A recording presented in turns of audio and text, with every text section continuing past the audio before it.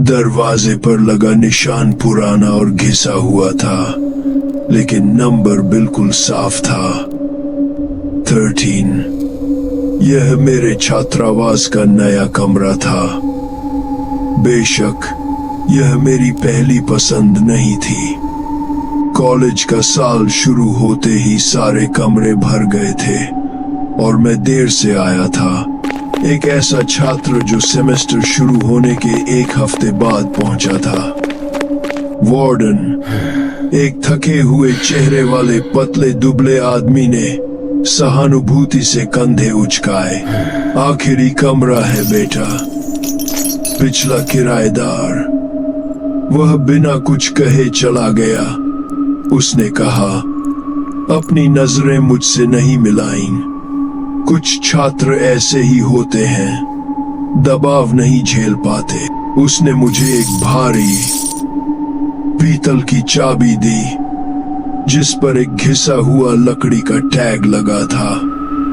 अफवाहों पर ध्यान मत देना, अंधविश्वास कमजोर लोगों के लिए होते हैं। मैंने कोई अफवाह नहीं सुनी थी, लेकिन उसके शब्दों ने मेरे शरीर में सिहरन पैदा कर दी। रूम 13 तक जाने वाला गलियारा तीसरी मंजिल के बिल्कुल अंत में था। एक ऐसा गलियारा जो जितना करीब जाओ उतना ही ठंडा होता जाता था। हवा में एक अजीब सीलन भरी पुरानी महक थी, जैसे कोई पुरानी कब्र हो। दरवाजे के ऊपर लगा बल्ब रुक रुक कर जल रहा था, जिससे लंबी नाचती हुई परछाइयां बन रही थीं, जो भयानक आकृतियों में बदलती हुई लग रही थीं। मैंने दरवाजा खोला और उसे धक्का देकर अंदर चला गया। कमरा छोटा और सादे फर्नीचर वाला था। एक सिंगल बेड, एक हिलता हुआ डेस्क, एक कुर्सी और एक अलमारी जिसका दरवाजा थोड़ा खुला हुआ था। एक गंदी सी खिड़की एक ईंट की दीवार पर खुलती थी, जिससे सूरज की रोशनी अंदर नहीं आती थी। यह एक उजाड़ दुखद जगह थी, लेकिन मेरे पास यही थी। मैंने खुद से कहा कि यह ठीक हो जाएगा। यह सिर्फ सोने, पढ़ने और इससे ज्यादा कुछ नहीं करने की जगह है। पहली रात, सबसे ज्यादा जिस चीज पर मेरा ध्यान गया वह थी शांति। यह एक अजीब सी शांति थी। किसी सोते हुए बिल्डिंग की शांति नहीं, बल्कि शोर का पूरी तरह से न होना, जैसे कि कमरा खुद ही एक खालीपन हो। यहां तक कि दूसरे कमरों से आने वाली दूर की आवाजें और बाहर का ट्रैफिक का शोर भी मेरे दरवाजे की चौखट के अंदर आते ही गायब हो जाता था। जैसे ही मैं बिस्तर पर लेटा सोने की कोशिश कर रहा था, मैंने एक हल्की सी खरोंच की आवाज सुनी।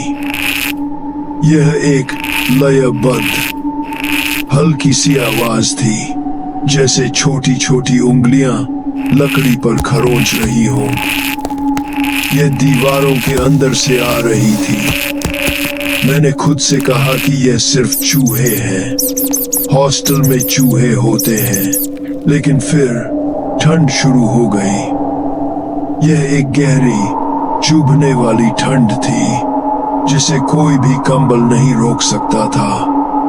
यह कमरे का तापमान नहीं था, यह एक ऐसी ठंड थी जो हवा के भीतर से ही निकल रही थी, मेरी हड्डियों में बस रही थी।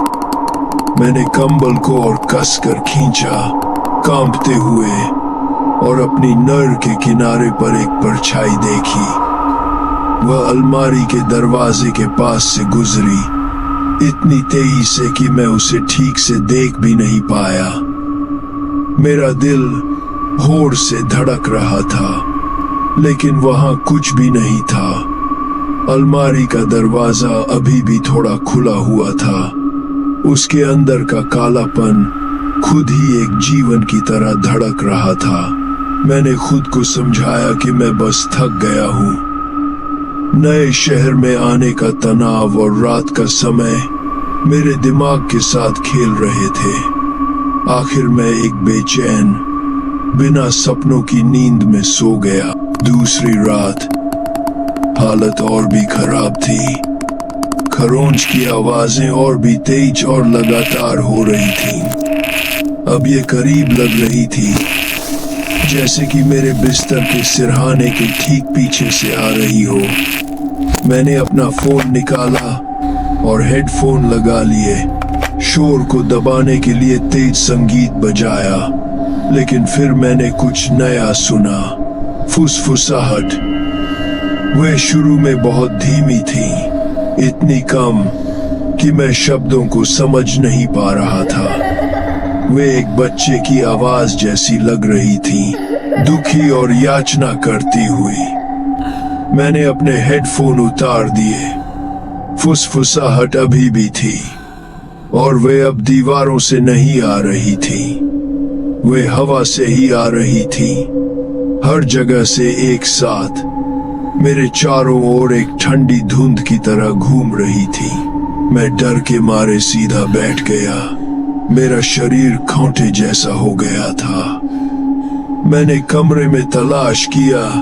मेरी आंखें एक कोने से दूसरे कोने में दौड़ रही थीं, लेकिन वहां कुछ भी नहीं था। फुसफुसाहट तेज सा होने लगी। कृपया मुझे मत छोड़ो, बहुत ठंड है। मेरे खून में ठंडक दौड़ गई। यह दिमाग का खेल नहीं था। मैं एक विज्ञान का छात्र था, एक समझदार इंसान, लेकिन इसका कोई समझदार स्पष्टीकरण नहीं था। मैंने अपना फोन पकड़ा, वार्डन को फोन करने के लिए तैयार था। तभी मेरा हाथ बेड साइड टेबल पर किसी चीज से टकराया। यह एक पुरानी चमड़े की बंधी हुई डायरी थी, जो दीवार और मेज के बीच फंसी हुई थी। उस पर धूल की मोटी परत जमी हुई थी। सामने रोहन नाम खुदा हुआ था। मैं जब यहाँ आया था तब मैंने इसे नहीं देखा था। मैंने उसे खोला। मेरे हाथ कांप रहे थे। पन्ने पर तेजी से घबराहट में लिखा गया था। पहले कुछ पेज सामान्य थे, एक आम छात्र की बातें। वह अपनी पढ़ाई की शिकायत करता, अपने बोरिंग रूममेट समीर और अकेलापन की अजीब भावना के बारे में लिखता, जिसे वह छोड़ नहीं पा रहा था। लेकिन फिर एंट्री बदल गईं। 17 अक्टूबर। आवाजें तेज हो रही हैं, सिर्फ खरोंच की नहीं, अब ये हल्की फुसफुसाहट भी है। समीर कहता है कि वह उन्हें नहीं सुन सकता। शायद वह सही है, शायद ये सिर्फ मैं हूं। मैं हाल ही में बहुत तनाव में हूं। 20 अक्टूबर। समीर अजीब व्यवहार कर रहा है। वह बस अपने बिस्तर पर बैठा रहता है, हवा में घूरता रहता है। फुसफुसाहट अब लगभग हर समय हो रही है। मैं उन्हें डाइनिंग हॉल में भी सुन सकता हूँ। वे मुझसे कुछ कह रही हैं, बुरी बातें। मैं नहीं जानता कि वे कौन हैं। 25 अक्टूबर। मैंने आज कुछ देखा, एक काली आकृति, बस एक सेकंड के लिए। समीर के ठीक पीछे खड़ी थी। वह उससे बात कर रहा था। मैंने उससे पूछा कि वह किससे बात कर रहा है, और वह बस मुस्कुराया और कहा, मेरा नया दोस्त। उसकी आंखें खाली लग रही थीं। मेरे दिल की धड़कन तेज हो गई। कमरे में ठंड बढ़ गई। अब मैं उस उपस्थिति को महसूस कर सकता था। एक भारी, दम घूंट देने वाला वजन मुझ पर दबाव डाल रहा था। मैं आखिरी कुछ पन्नों पर गया। लिखावट लगभग समझ से बाहर थी। एक निराशाजनक लिखावट। 1 नवंबर। यह एक भूत नहीं है, यह एक परजीवी है। यह डर, और अकेलेपन पर पनपता है। यह आपको तब पकड़ लेता है जब आप सबसे ज्यादा निराश होते हैं, जब आपको लगता है कि आप दुनिया में अकेले हैं। समीर, इसने समीर को पकड़ लिया। ये उसके अंदर है। वह अब बस एक कठपुतली है। ये उसके माध्यम से मुझसे बात करता है। ये चाहता है कि मैं डरूं। ये मुझे अपना नया मेजबान बनाना चाहता है। मुझे इस कमरे से बाहर निकलना होगा। 2 नवंबर। ये मुझे जाने नहीं देगा। इसने मुझे यहां फंसा दिया है। ये बहुत ज्यादा माबूद है। अब ये हंस रहा है। ये समीर के मुंह से हंस रहा है। ये जानता है कि मैं डरा हुआ हूं। हर गुजरते पल के साथ ये माबूद होता जा रहा है। ये आखिरी एंट्री अचानक एक स्याही के धब्बे के साथ खत्म हो गई, जैसे कि फेन थोड़ से गिरा दिया गया हो। मेरे खून में ठंडक दौड़ गई।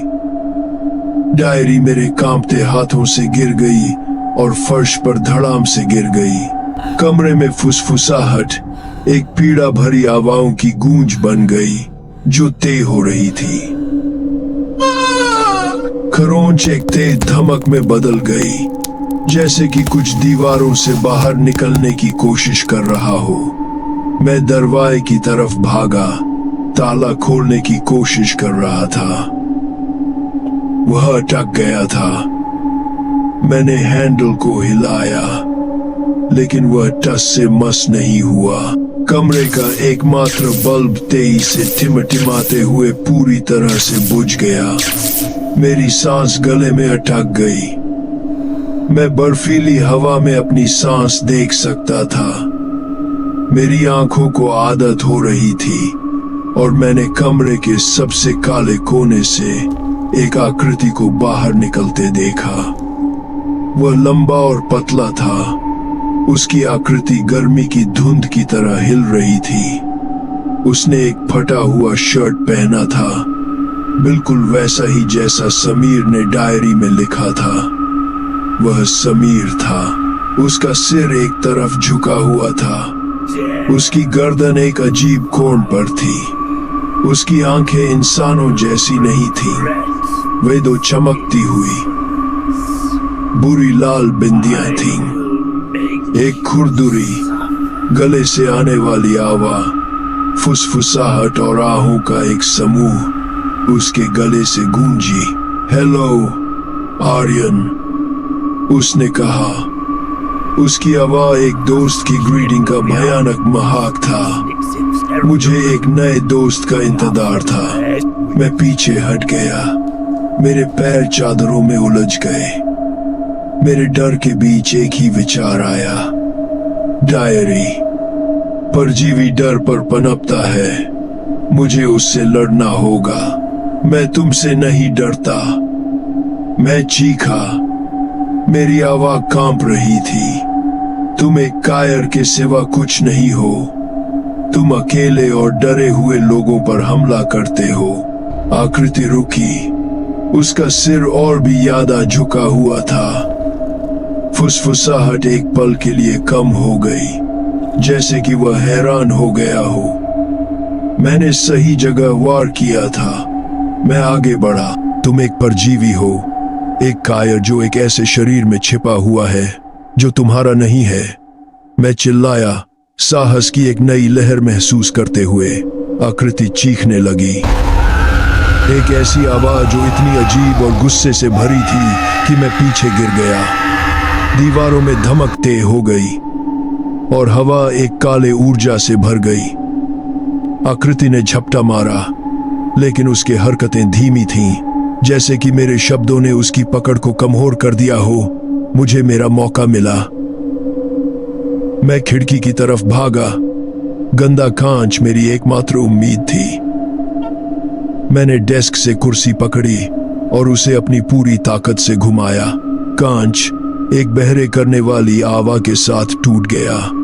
टूटे हुए कांच की आवाज एक सुकून भरी राहत थी। बाहर से ठंडी हवा अंदर आई और फुसफुसाहट तुरंत गायब हो गई। आकृति फिर से चीखी, दर्द और गुस्से की आवाज के साथ, और घुलने लगी। उसकी आकृति हिलती और सिकुड़ती जा रही थी। यह पकड़ बनाए रखने की कोशिश कर रही थी, लेकिन रिश्ता टूट गया था। मैंने यह देखने के लिए इंतजार नहीं किया कि वह हमेशा के लिए चला गया है या नहीं। मैं टूटी हुई खिड़की से बाहर निकला। मेरे हाथों और बाजुओं में कांच के टुकड़े चुभ गए और नीचे घास पर गिर गया।